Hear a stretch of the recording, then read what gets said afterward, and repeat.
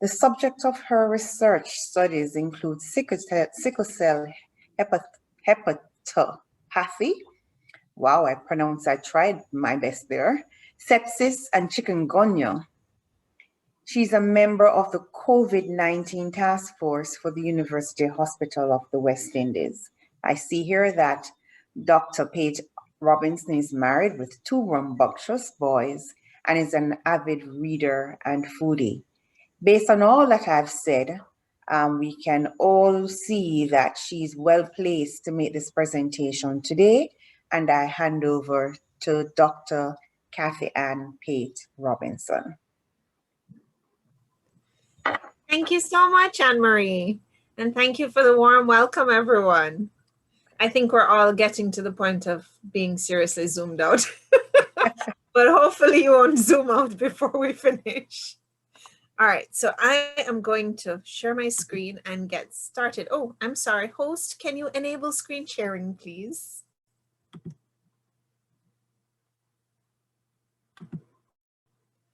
Thank you. All right.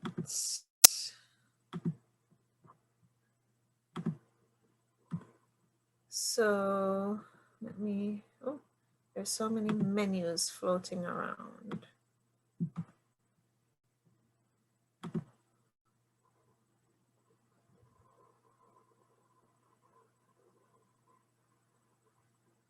Can everyone see?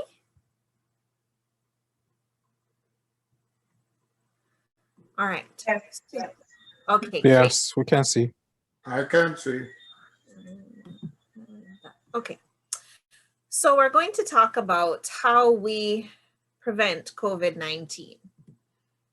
And we're going to touch a bit on what is COVID-19, what's SARS-CoV-2, how do we prevent transmission, and what about vaccines? Because that's the biggest thing in the media since Trump has started to, be sidelined a bit. So COVID-19 really refers to disease caused by the novel coronavirus that was identified in Wuhan, China last year, December. Can you imagine it's about a year now? Because I think that was December 12th.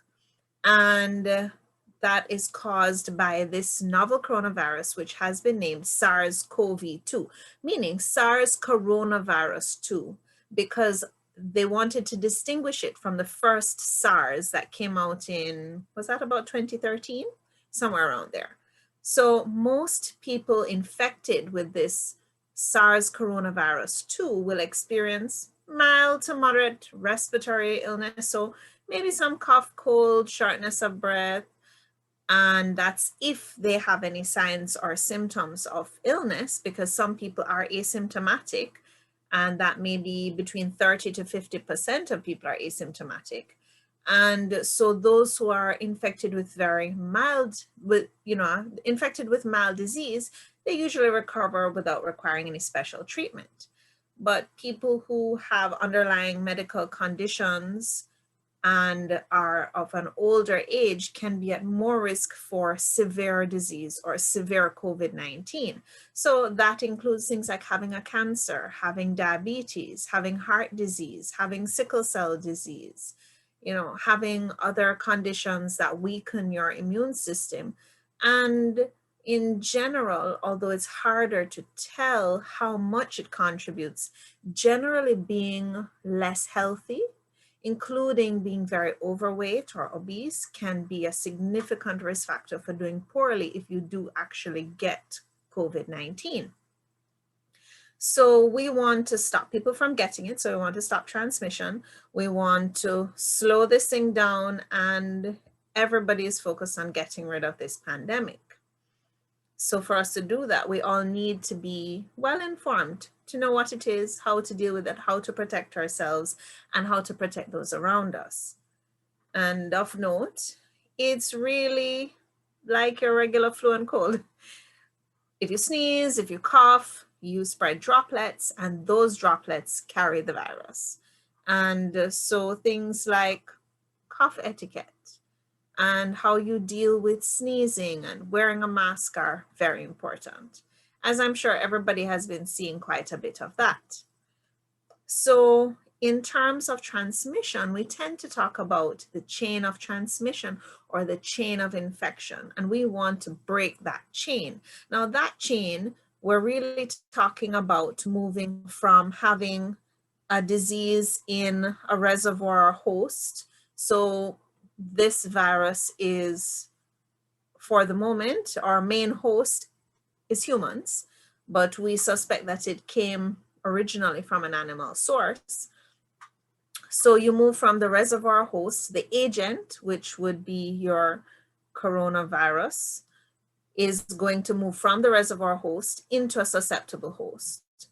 So it's going to exit from some portal, usually nose or mouth, sneezing, coughing, respiratory droplets, or sometimes through infected surfaces, infected hands, doorknobs, countertops, etc. Places that are high touch. So you may cough or sneeze and then touch somewhere. And then it's going to enter through some vulnerable portal that could be eyes, nose, mouth.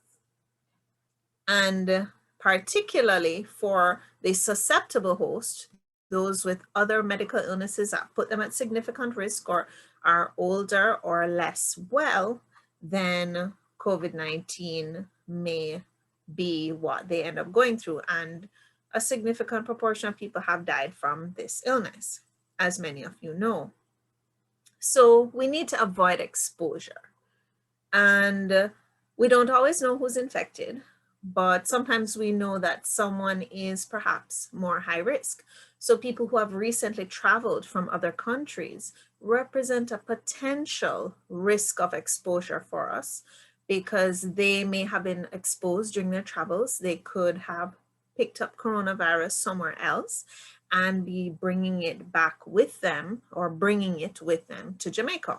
So, or wherever you happen to be going, because maybe you're somewhere else and traveling and encountering other people. So it's important to protect yourself. Now, the longer you stay in contact with somebody who has the virus, the greater the chance that you'll get it. And especially if you are not engaging in proper protection. So wearing a mask and wearing it properly in particular, not down here below your nose or under your chin or hanging off of one ear or on top of your head. I've seen some very interesting things. I've seen one behind somebody's head. There's also in the handbag, in the back pocket. I mean, some people's bags are so well protected, but I don't think they're very well protected, and none of us want to be ill. So we need to be a bit more careful. I know the masks are difficult. It's harder to breathe. It's uncomfortable and scratchy and makes you sneeze and other things, but it is a significant way for one, somebody who has the SARS coronavirus to prevent droplet spread when they cough or sneeze or they're breathing or talking. The mask will catch the virus particles in the droplets. And then for you wearing a mask who don't have coronavirus, then you're reducing your risk of droplet spread to your nose and mouth. So you're protecting yourself. And that includes also using a face shield. There have been quite a few studies that show even if your mask is not one of the more protective ones that filter out even smaller particles, wearing a face shield and any kind of mask provides greater protection than wearing a mask alone. And especially if you have children and they are very challenging when it comes to keeping things on, then using a face shield is very helpful in that situation as well. And hopefully you can get them to stay in it. But we want to avoid high-risk situations. So dining out, being in an enclosed space, especially with air conditioning, which is circulating the air that other people are breathing out around the room, represents a risk of exposure. And if you go out to dinner and you spend an hour or two in an enclosed space, then you are basically recycling everybody's air. And that is potentially quite risky. it is better if you are going to go out that you try to limit the number of people that you're with, have appropriate distancing as much as possible, so without large parties, and preferably outside where there's good airflow or ventilation. And then apart from avoiding exposure, you need good hand hygiene. So whether you wash your hands with soap and water or you use an alcohol-based sanitizer, you need, or even just straight 70% alcohol itself, you want to frequently clean your hands. And after sanitizing a couple times, especially if you have just had contact with body fluids. So somebody's hand was sweaty or you were touching any organic material that could leave protein deposits, so you were eating or something else, then you want to wash because you need the physical washing off of the germs sometimes, and also any germ food, so any nutrients, especially proteins, that tend to be very sticky and will allow the germs to have a longer home on the surface of your hands that a sanitizer will not sanitize. Okay, sanitizers are good on clean surfaces, but they're not good for dirty surfaces or surfaces contaminated with a lot of organic material. So also try not to touch your face. A lot of us tend to, a little scratch here, rub the nose there. And wearing a mask means you want to rub your nose a lot more. But please try very hard not to touch your face, not to touch near your eyes, nose, or mouth, because especially if your hands are contaminated with the virus, you could then be rubbing it in and giving it a chance to get into your system. So apart from that, distancing is one of the biggest things that we can do, because if I am outside of your cough zone, I am not near enough that if you cough, your droplets are going to reach me. I'm already reducing my risk of getting COVID-19. So everyone is liable. Now, apart from preventing exposure and transmission of the virus, of getting the virus into your system, you also want to think about, how do I prevent disease from the virus if I get it? And of course, not getting the virus means you can't get the disease from the virus. But apart from that, we can do other things to reduce our risk of severe disease and improve our immune function. So if you have, for example, high blood pressure or diabetes or another medical condition that requires regular treatment, you should do your best to keep that disorder or disease or condition under control.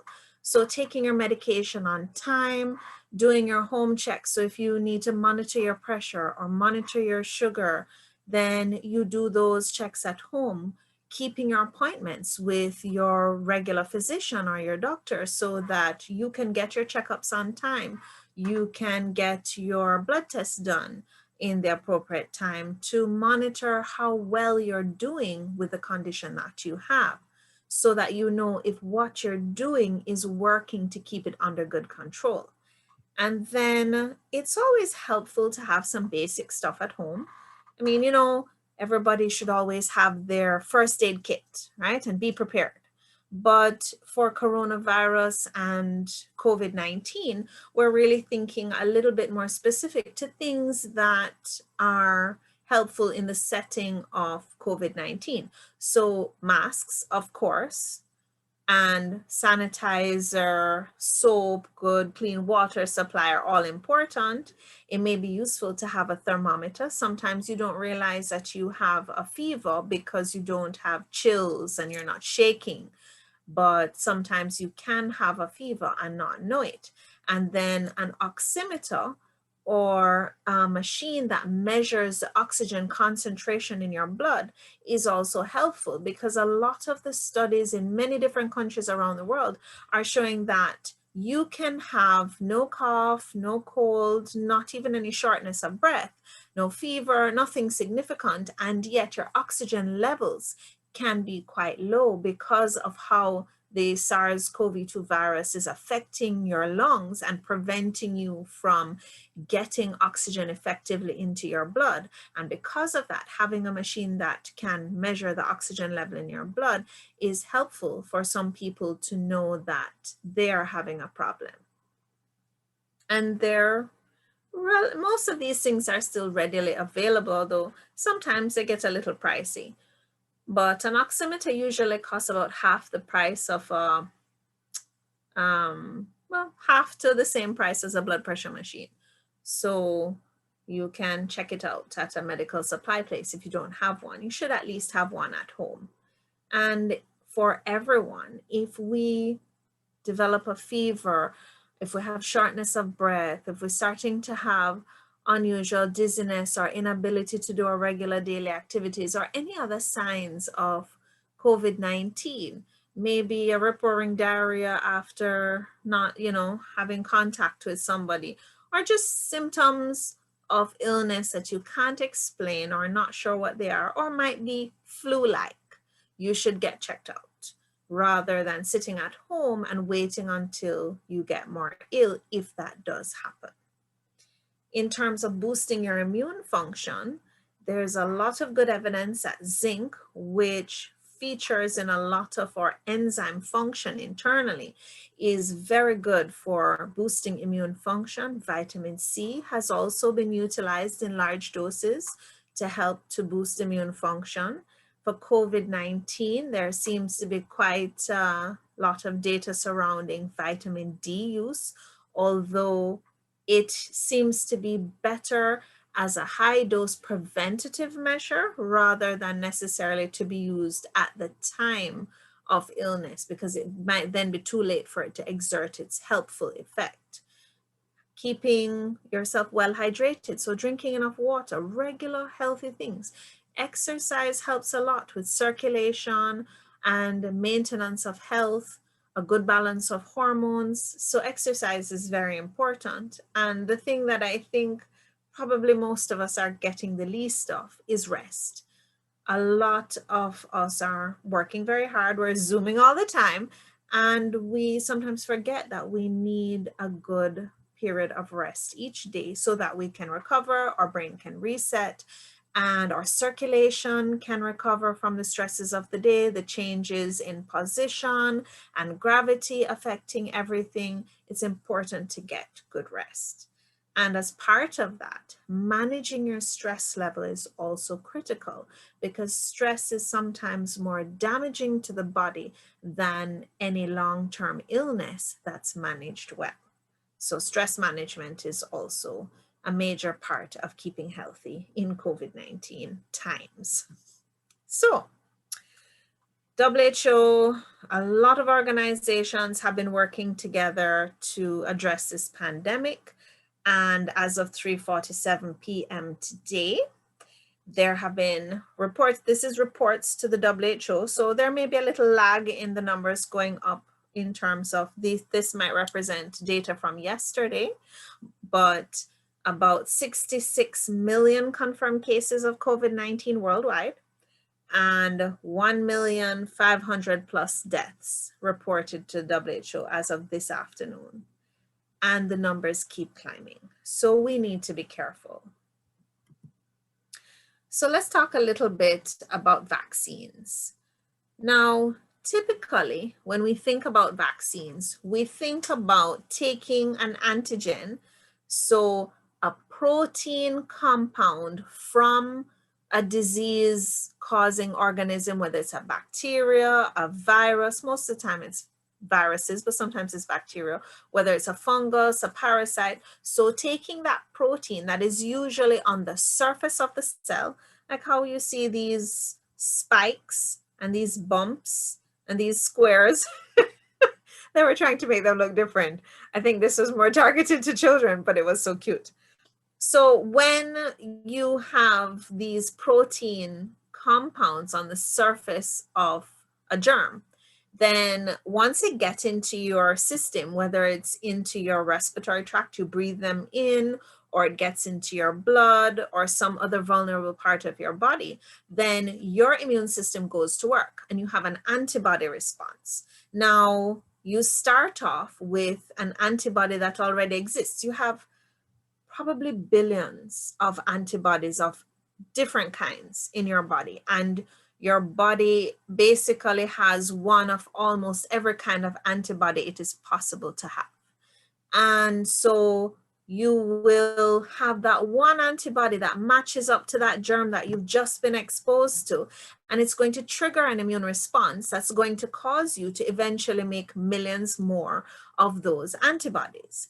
And so vaccines work on this principle where you're basically priming your immune system by exposing it to an antigen or a protein compound from this disease-causing germ, but not in a way that will cause a disease in your body.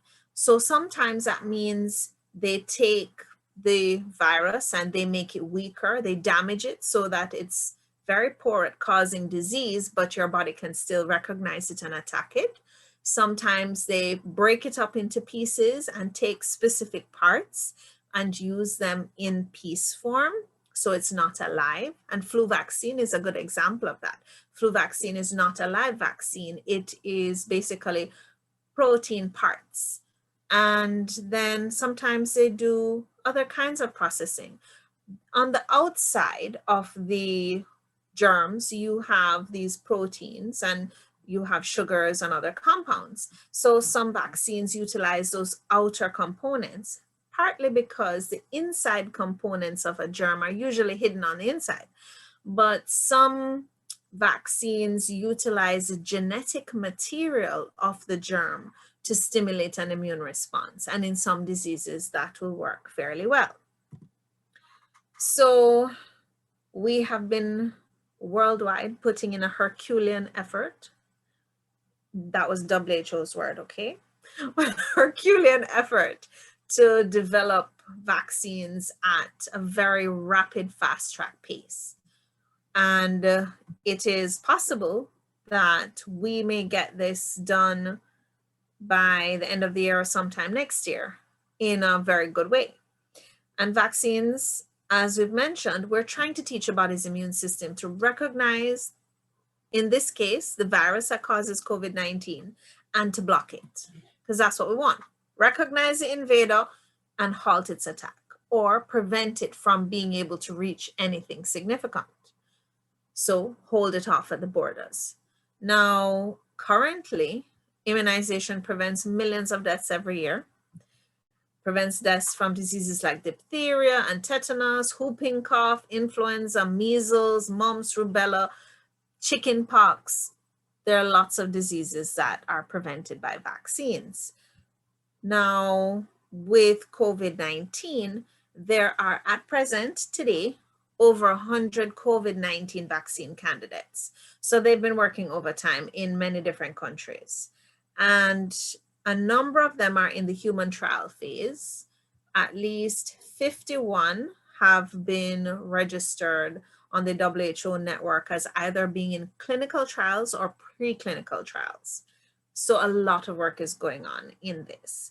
And there is a consortium called COVAX, a foundation, if you want to call it, led by WHO and these other organizations, Gavi and CEPI. I think the acronyms, the meanings of those are on another page. I've forgotten, I'm sorry. And they'll facilitate equitable access or fair access worldwide as best as possible to distribute these vaccines to people in all countries with the hope to avoid the, what would you call that? To avoid rich countries getting more vaccine and poor countries getting none. So some of that will always happen, but they want to make sure that everyone who needs it gets some of it. And they're trying to prioritize. See, it's the end of the day, all this zooming. So prioritize those who need it the most. So they want to look at who are the critical people. And I don't know if any of you watch, news networks like CNN and so on. They talk about it sometimes in the context of, for example, the current US epidemic that has been quite severe, and saying, well, when we get the vaccine, we're going to give it to frontline healthcare workers first. And we're going to give it to people in nursing homes first because they're the most vulnerable, and things like that. So there is a thrust to make sure that it's an equitable distribution of the vaccine and that it targets the priority people who need it the most. So this slide is really just talking about the fact that there are different types of COVID-19 vaccines that are in development, and just sort of going through what kind of science they're based on. Some being, as we mentioned before, weakened viruses, some just being protein parts, some being genetically engineered viral vectors. So they take another virus and they splice it with the COVID material to produce, especially if it's, say, a very benign virus, something that doesn't usually cause any illness. They can take that nice friendly virus and then put some COVID components in it to make it stimulate an immune response against COVID, but be unable to cause COVID-19 and things like that. And then the RNA and DNA vaccines are really referring to those based on the genetic material that's internal to the viral cells. And Operation Warp Speed is a global partnership that's been put together.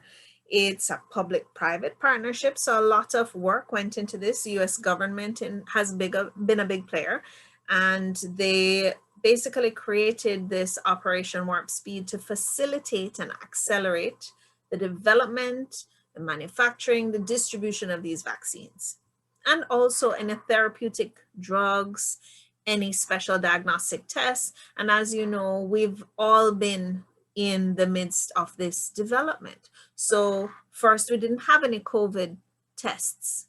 Now we have COVID PCR tests. That's a swab test that has been done in Jamaica for a while using the polymerase chain reaction SANS. Then you also have antigen tests that are now coming on stream in Jamaica that have been, getting popular elsewhere, which most of them also use a swab to do it. So it's still uncomfortable. There are some blood tests to look for antibodies and so on. So the diagnostics is a big arm as well. And this Operation Warp Speed partnership has actually selected 3 vaccine candidates to fund for the phase 3 trial. So this is like your end stage clinical trial in humans preparing to produce for distribution. And I'm sure people have been watching the news quite avidly to see where we are at. Moderna has an mRNA vaccine out. AstraZeneca has a vaccine out, and Pfizer/BioNTech, they have a vaccine out. And so there is a lot going on the vaccine side of things. Now, these vaccines that we're mentioning are in phase 3 trials. So they haven't completed their testing phase, but the evidence that has been gathered so far in the testing phase is so strongly suggestive that they work, and they work fairly well, and they're reasonably safe. And considering the high death toll globally, there are a number of countries that are putting these vaccines into circulation as soon as they can be produced, because the risks of not doing so seem to outweigh the benefits of doing it. CEPI, which we mentioned on the previous slide, is a Coalition for Epidemic Preparedness Innovations, Gavi, the Vaccine Alliance. And so, the goal is to offer low-cost vaccines to all countries globally. And there are a number of companies that are part of the COVAX initiative that will get funding. And that includes these companies listed here. And there are also other companies that are being evaluated to see, do they have a viable vaccine candidate that should also be funded because it might be the best one. That's what they're really trying to determine. Can we improve the ability to create a better vaccine, because all of these vaccines are being looked at, but not all of them will make it to market. Some of them will fail testing. So we're thinking that this fast track vaccine could come by the end of the year, and I think at least one will come by the end of the year for some countries, but for most of the world, it's going to be somewhere in next year, most likely in the summer period. And a few of these vaccines have been authorized, as we mentioned. So Pfizer's vaccine got UK authorization. So that was quite something. That was on the 2nd of this month.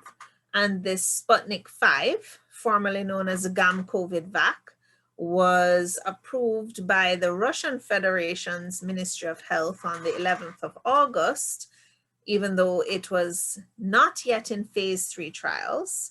And Russia also granted regulatory approval for Epivac Corona, which was also not in phase 3 trials. So, you know, Russia is moving a little fast without as much data, but both the Pfizer and the Moderna vaccines are the most far advanced in their development, and they're both in advanced phase 3 trials. So we should have one or both available globally by the middle of next year to the majority of countries. So that's kind of it. Any questions? Thank you so much. Screen share.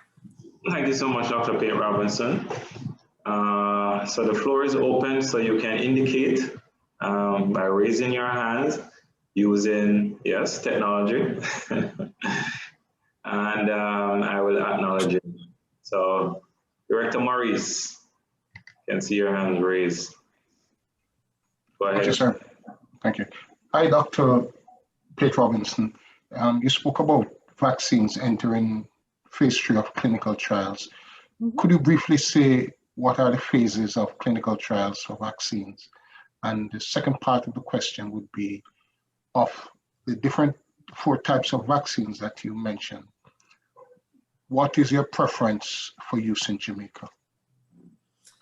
So I'll start with the last one first. In terms of preference, we can't really say we have a preference right now because we are still waiting to see what's going to happen. There are some concerns that the Pfizer vaccine requires a little bit too stringent a storage requirement, because it should be stored at and transported at -70 degrees. And so that is a little bit more energy consuming and a little bit more challenging to maintain. So it is thought, and Moderna's vaccine is stable at more usual fridge temperatures. So it is thought that what is likely to happen is that when it comes to distribution to the Caribbean region, we're more likely to see uptake of the Moderna vaccine just from a logistic perspective, because the Pfizer vaccine looks like it may be a bit more challenging for us to deal with, although that depends. We don't know what will happen. A lot is happening in the UK and the US, and so we're waiting to see.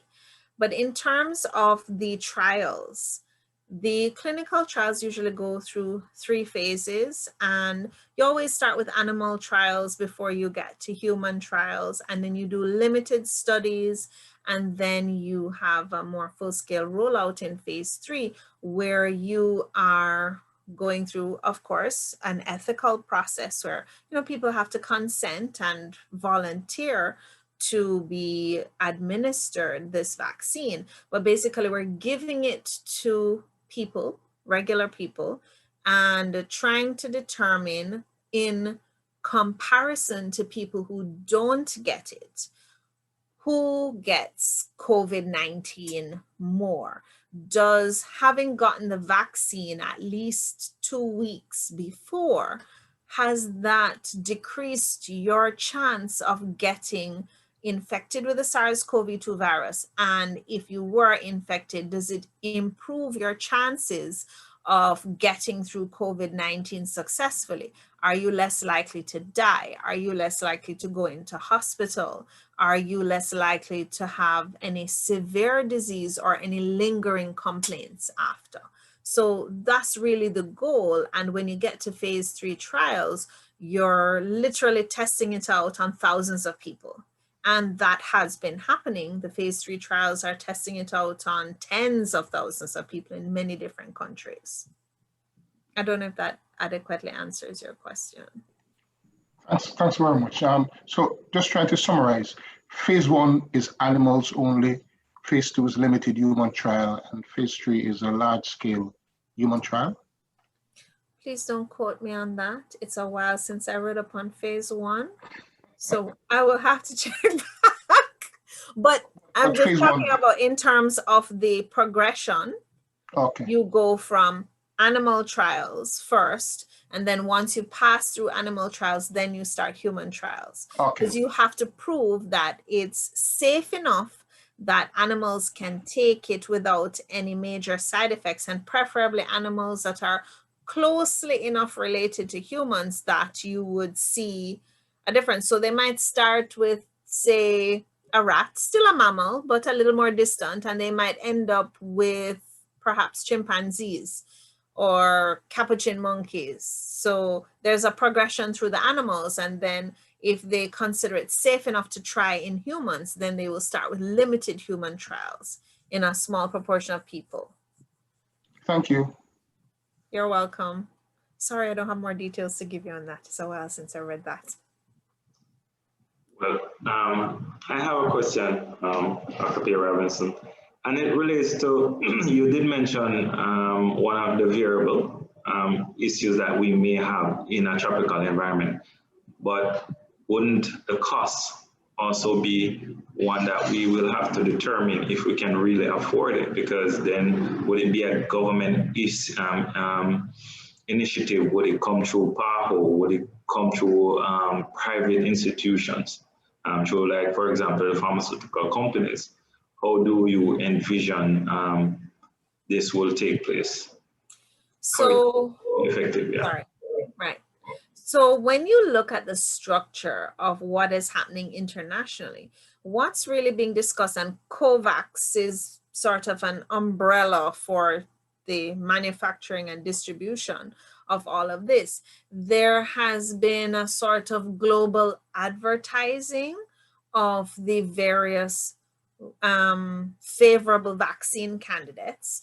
And what is being done is, as a nation or a country, you can sort of lock in your order for one of these vaccines, and then you are thereafter committed to purchasing a certain amount of that vaccine for no more than, I think, 150% of the original price, because all the prices are estimates right now, and then you are guaranteed to get it in the first batch. Whereas you also have the option of having an uncommitted purchase, where you basically say you want it, but you're going to wait to see and what the price is going to be like before you decide to take it. And so for a smaller country or a smaller region like the Caribbean region, where our resources are more limited, it may be that we would be better off waiting to see what the price is at the time when production really gets going, because there are some concerns that the prices may increase between what is estimated for them now and what, there may be more data that comes out to say what is a more favorable vaccine. And that's also in the context of the fact that right now, relatively speaking, we don't have the high death toll that a lot of other countries and regions have. So you could almost say that we have a little bit of room to play with that, if we can keep our population on track. to engage in proper protective self-management. I don't know if that answers all of what you asked. Well, based on what you can share, based on the information you have, I'm sure we'll get more information as it relates to cost. And of course, competition will also play a role in terms of the cost factor. Mm-hmm. But I heard, I don't know, can it be substantiated that Barbados actually got approval to start the vaccines in that country? I did hear that some of the Caribbean countries have started that process. I hadn't heard if Barbados did give approval, final approval, but I know that that discussion has been going on at a government level in more than one country and not just the English-speaking Caribbean.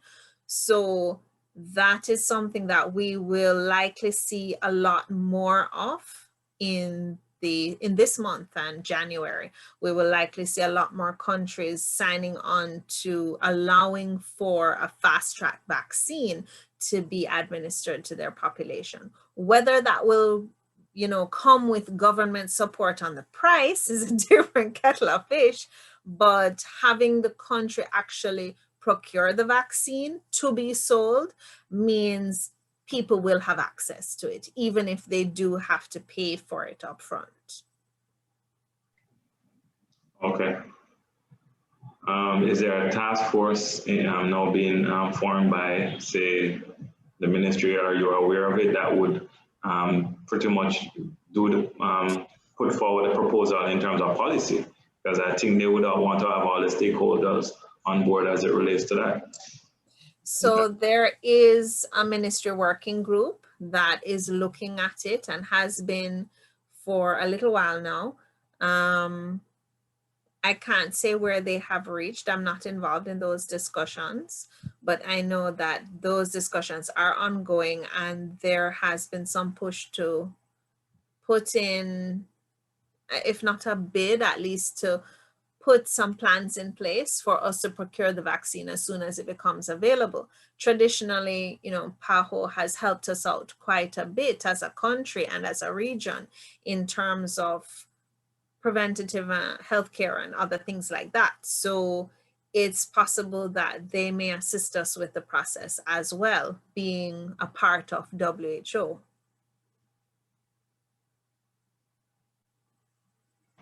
Okay, thank you so much. Any other questions from I have PP Andrew, go ahead. Dr. Pate-Robinson, I don't know if I missed it, but these vaccines that are being proposed now, these are, well, I guess, it won't be, I guess being a vaccine, that means a lifetime immunity, as opposed to like flu shots, which may be seasonal, yearly. Is there a guarantee of it being a lifetime immunity? Andrew, what kind of question is that? There are no guarantees. But what am I paying for, right? Generally. So look at it this way, okay? Right now, we don't even know how lasting a natural immunity is to the SARS-CoV virus. So we have, what's that? That would be my next question, what happens about the recurrence, right? So when we get, if you get it, if I get it, there is some potential for us to get it again. Now, some people mount a really robust immune response. They produce a lot of good neutralizing antibodies, or what seem to be good neutralizing antibodies in laboratory testing. And so for those who have a good antibody response, we really look on that as a surrogate marker of immunity, but we don't know currently how protective what number of antibodies is. So we don't know if your antibody titer is 10 international units per liter, that's the threshold, that above that you are protected and below that you're not. We don't have that kind of feel for what's going on because it's difficult to interpret the data that we do have. So we're not sure what constitutes a protective level of antibody response, and we're still trying to determine that. And so that is still up in the air. Plus, apart from how, how much antibodies are protective, there's also the question of how long do these antibodies last in circulation? And it's way too early to tell. Are they going to last 3 months? Are they going to last a year, 5 years, 20 years? We really don't know. Will you need a booster, 20 years from now? We have no idea. And some of the vaccine trials that have happened, for some of the vaccines, the protocols that were selected were for 2 doses. Sorry. And for one of them in particular, I remember reading that it was found that giving 2 equal doses gave a less good immune response than giving like a half dose and then giving a full dose later. So there are still some things about the manipulation of the immune response with the vaccine and even with the natural exposure to infection that we're still trying to understand and work out. And so the answer is we don't know how long the antibody response is protective for. We don't know how protective it is or what constitutes protective. And so for the vaccines, it means we don't really know exactly how good and how long they will be good for. So it's really a shot in the dark, and it's probably cold comfort at the end of the day when you have that vaccine stepping out into the world and, be mask free. Is that what's intended for Jamaica after that? Be mask free upon vaccines being, what number of the population? I heard 70%, I think it was. Somebody said that needs to get it so that we can feel free to walk around. Is that truly the case? That would be ideal. I can't say that that is what reality will work out too, because it depends also on you, the person who receives the vaccine. If you and I and Prezi get the vaccine today and my antibody response is sort of like a 50%, so it's okay, but it's not great. And Prezi's antibody response is down in the ground. So boy, I don't have no help from this thing. And your antibody response is up in the sky. So you're the most protected of the 3 of us. Then that means that maybe I might need vaccination with a different vaccine or with another dose, or maybe there's no help for me beyond what I have. And maybe my immune response won't last for long. We don't know. And Prezi will have to try something else because that didn't work. So if you think about it like that, then not even if you vaccinate 70% of the population, it doesn't necessarily mean that 70% is protected. They're seeing good vaccine response from most of the people in the more advanced trials with the Pfizer drug and the Moderna drug. The Pfizer drug seemingly has a little bit more robust data right now, but the Moderna drug is catching up. But vaccine, sorry, not drug. But essentially, it is the most promising thing we've had so far. And the initial evidence that we have looks really good. So it's possible that it may be the best thing since sliced bread, but it's just too early for us to tell. So it looks really good. We're hoping it will work out that way and we can all be mask free next year, but we don't really know. Okay, thank you. You're welcome. Director Maurice. Hi, me again. Dr. Pate-Robinson, sorry. My understanding is that the president, you shouldn't laugh, My understanding is that this vaccine is coming out in record time. Yes, it is. What is it that, as an infectious disease specialist, what is it that you look for to ensure that we're not reaping the benefits of political expediency? So at this point, let me not answer it like that. So generally, we're looking for safety, but some safety data takes months and years to come up with. we want safety and we want efficacy. So we want it to work to protect us, but we want it not to give us too many side effects or complications. If you think back to something like polio back in the day, then some people who got the vaccine got polio, and that was happening based on one component of the polio vaccine in the last couple of years, which has since been removed. So it comes down to risk versus benefit.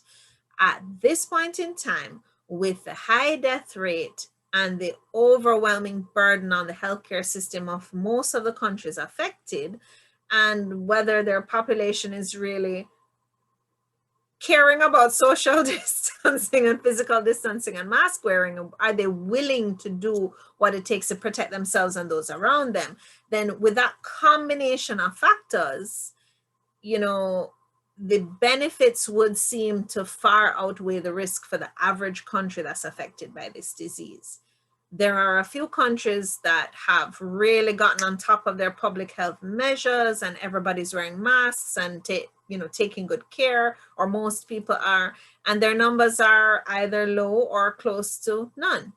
But it's a very difficult thing to maintain behaviors like that go against our usual practice.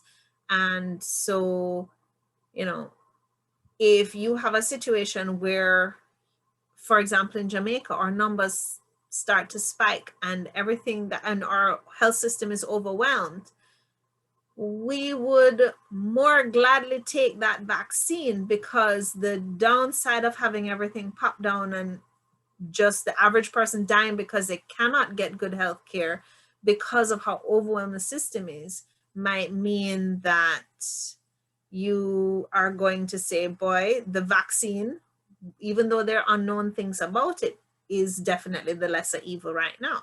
So it depends on the situation. Thank you. We have time for 2 more questions. So you have a burning question. And Doc, I know it sometimes a little bit confusing with the technical jargons and medical jargons. But I know persons, I don't know if we should go there, but there are a lot of skeptics, there are anti-vax out there.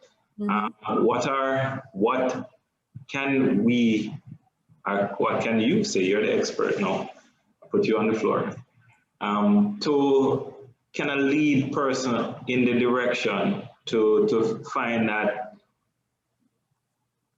it can be something not to fear, or something that they should not necessarily feel that sort of apprehension towards.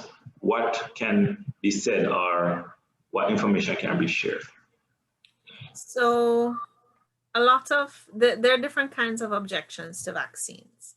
And some of them are supposedly scientific, and some of them are more religious, and some are a mix of both. From the scientific perspective, a lot of the things that have been objections to vaccine use in the last couple decades, a lot of those things don't exist in vaccines anymore. So there were concerns about mercury poisoning at one point. There were concerns about lead, about thimerosal as a preservative, and other things that were previously utilized in vaccines, either to make them stable or allow you to store them at room temperature, or whatever it was. And so as we got more information about what was safe from what was not, then the composition of vaccines changed. And so the vaccines we have these days are pretty safe. I have been looking at a lot of the arguments from the sort of more religious / scientific community in terms of going against vaccines, and some of the things that they say in an absolute sense seem to have some merit. But when you look at it, there's just no proof that what they're supposing is a risk can be a risk. We know, okay, in an absolute sense, almost anything is possible, right? But in a practical sense, do these things happen? are they happening to people? Is it causing us to have more problems? The overwhelming answer from all the evidence that we have is that vaccines are saving lives every day, and the potential problems with them are or have become so few and far between, especially for the well-established ones that have been around for a long time, that a lot of the times you have a problem, then one of the questions you have is, was this vaccine used as appropriate? So, for example, there are some people who shouldn't get vaccines, especially certain types of vaccines. So, if you have an egg allergy, for example, you should not get an MMR vaccine, especially a life-threatening egg allergy, because an MMR vaccine, that's a measles, mumps, and rubella vaccine, it is made in chick embryos, and so it has protein components that come from eggs. So from that perspective, if you utilize that vaccine, you get it and you're deathly allergic to eggs, you may die because you really should not have gotten that vaccine. And similarly, if you have severe immune deficiency or immunocompromise, so you have advanced HIV, or you have lupus, or you're on high doses of steroids, or you have sickle cell with a lot of immune dysfunction, you shouldn't get quite a few vaccines, because you're, especially the live vaccines, which are just weakened versions of the viruses, because those could, even though they are weaker, far weaker than normal, because your immune system is also far weaker than normal, you may be susceptible to actually having a full-blown episode of that infection. So it depends on your situation. But for the average person and used in the recommended way, vaccines are really life-saving. And even though some of them may not be as robustly effective every time, like flu vaccine is sometimes a bit hit and miss, and it doesn't give you lifelong immunity because the influenza virus is always changing itself. So it's like you're trying to hit a moving target.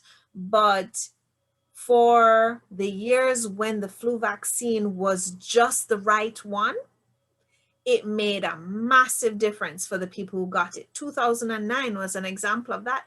The flu vaccine in 2009 was the same, had in it one of the same strains that caused almost a pandemic at that time. The United States, Mexico, a number of countries had a massive outbreak of H1N1. And the same H1N1 strain was in the flu vaccine. And if everybody had actually taken the flu vaccine that year, a lot less people would have died. The year before, very few people would have died from flu, but that the vaccine could have prevented. But that year, you had like 100% matchup. So, vaccines aren't perfect, but for most people, can't say for all, but for most people, they're safe and effective and very helpful. And if you and I, who can hopefully take vaccines, take them, then we're protecting the few people who can't, because we're not going to pass something on to them that they can't deal with because they can't get a vaccine.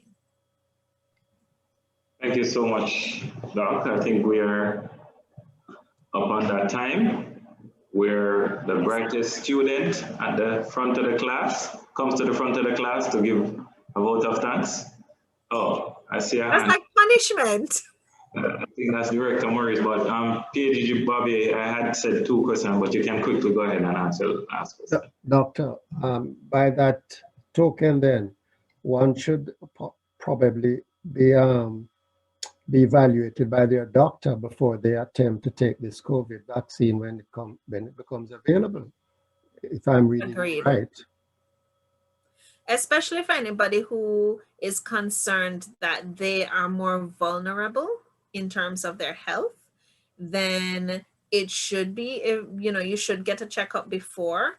I must say that the more promising vaccines that are currently closer to being ready are sort of, if you want to call it, a novel vaccine development mechanism, where they're using a particle, not the actual virus, to stimulate your immune system to make antibodies, to make its own viral antigens. So remember, we had that picture in the presentation where you have those little bumps on the outside of the virus. So they're using a method where they take the RNA, or the internal genes of the coronavirus, and they're finding a way to splice those with certain cells in our body. So they deliver it, it gets into certain cells in our immune system, and those cells then coat themselves with those proteins, and that stimulates a very robust immune response internally. So it's like you're taking the viral protein, you're copying the mechanism, making it yourself, so that you're showing all your soldiers, this is what you need to fight against, and then your soldiers are multiplying to fight that thing. So it's a little bit different than the usual just taking the protein itself, because now we're finding a different way to make your own body stimulate its immune response. So it's relatively more safe from the perspective of, if you're a vulnerable person, it's pretty safe, because your benefit from getting it means that even though you're more vulnerable to COVID-19, you're far less likely to suffer from it. But there may be some categories of people who it might not be the most useful tool for. So we're still waiting on some of that evidence to see who might not be the best candidate for that kind of vaccine. Thank you. Okay, thank you so much. So the bright student was participating, asking very relevant, pertinent question, who gets to show off by giving the vote of thanks, is none other than Dr. Maurice Miller. I was asking the question because I was given the vote of thanks, and I wanted to make sure I understood what I was thanking the goodly Doc Pate-Robinson for. Dr. Robinson, Pate-Robinson, on behalf of the Rotary Club of St. Andrew North, we'd like to thank you very much for, I'd say, a well-timed presentation. I say well-timed because COVID started at the early part of this year. And I think as it goes on, longer it goes on, is the less people seem to take it seriously. I was on the North Coast over the weekend, and I've been visiting Port Royal, which I do on a regular basis. And it seems as if COVID is no longer playing in those areas. So I think coming to talk to us about COVID-19 and the vaccines is very, very important, because it really reminds us once again that we're still in the midst of a pandemic. I've learned a lot today from your presentation, and especially when you started talking about vaccines. If you notice, that's where most of the questions came from, because some of us, we would have known what the prevention strategies were and all the respiratory etiquette that you mentioned. Some of the things you mentioned were also great to know when you spoke about dining outside versus inside, and that is something that I will definitely take into consideration as someone who likes to dine. The use of oximeter in the home is something I've never thought of during this pandemic, and so that's another well served up piece of information. Other information, and I hope another time you can talk about it, is the role of sanitizers or their ineffectiveness on surfaces contaminated with organic material or dirty surfaces. So that is something I'm not sure I've heard before, so that was quite useful. Also, I would love to have asked you some more questions on how exercise and stress management can boost the immune functions. Again, something a little new to me. We thank you for exposing us to all those. terminologies that our president spoke about: vaccines, antigens, pathogens, and immune response and immunization. So we went to class today and we learned a lot from you. And as we look forward to see what happens in 2021, we are now aware of the different types of vaccines that are available. And we hope that when they come out in the public, they would have good efficiency and efficacy. So thank you once again. And I hope you can come back sometime in 2021 to give us another lecture on vaccines. Thank you very much. You're most welcome. Thank you so much for having me, everyone. And I'm happy that you learned something that you found useful. Thank you so much, Maurice. Thank you so much, Doc.